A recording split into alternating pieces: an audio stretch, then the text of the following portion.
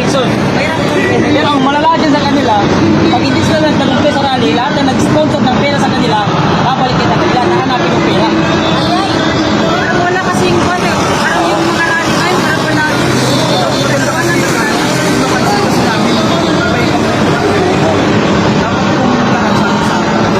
Kaya pala hindi ka na namin nakikita sa mga rally-rally. Nakita. Dahil sinipa ka nila. Hindi pa nila po. At ang masama pa dyan, yung isang organizer doon, na si Mark ang pangalan, bastos.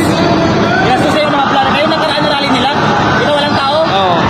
Kasi ano yung mga vlogger, sinabi niya, huwag na kayo mag-live. Mamaya na kayo, sabi niya mag-live pag may tao. Ngayon, umuwilis yung mga vlogger. Oo. Tinawagan namin siya, sabi namin, paano po umalis yung mga vlogger kasi binastos mo? Oo. Sabi niya, ayahan mo sila, huwag na, ayahan mo sila, sabi niya, wala akong pakialam dyan. Organizer yan si Mark. Organizer yan si Mark. At tauhan ni Manny Pacquiao yan. At hindi ko alam kung bakit nandito siya nakiksali. Oo. Diyan lang siya para manggulo siya eh. Ano ba?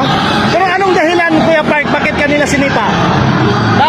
Dahil nila ako sinipa, ayaw nila akong pakirin yung stage dyan sa rally nila. Dahil nagpa-Marcos resign daw ako.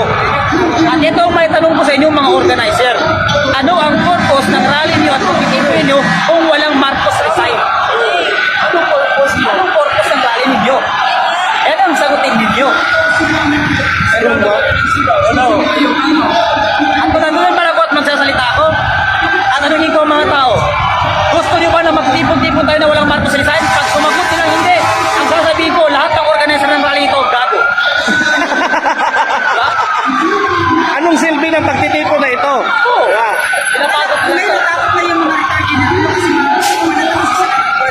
Kaya kami Nawawala yung ano yung tension nila. kaya nagbago yung mga isip. Oo. Wala nang mga ganun. So ano, pati yung mga general, hinayaan ka na lang din nilang sinipa ka.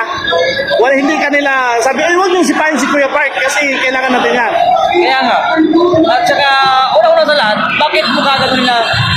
Kung isa kang matinong leader, hindi pwedeng, sige, ingat.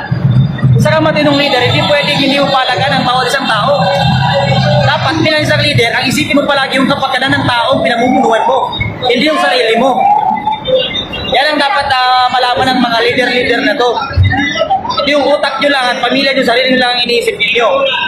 Mga kabayan, ito pala yung nangyari mga kabayan. Sinipa si Kuya Park dahil sumigaw si Kuya Park ng Marcos resign. Oh, at ayaw nila ng Marcos resign. Gusto nila Marcos extend. Sila yung nasa EDSA ngayon.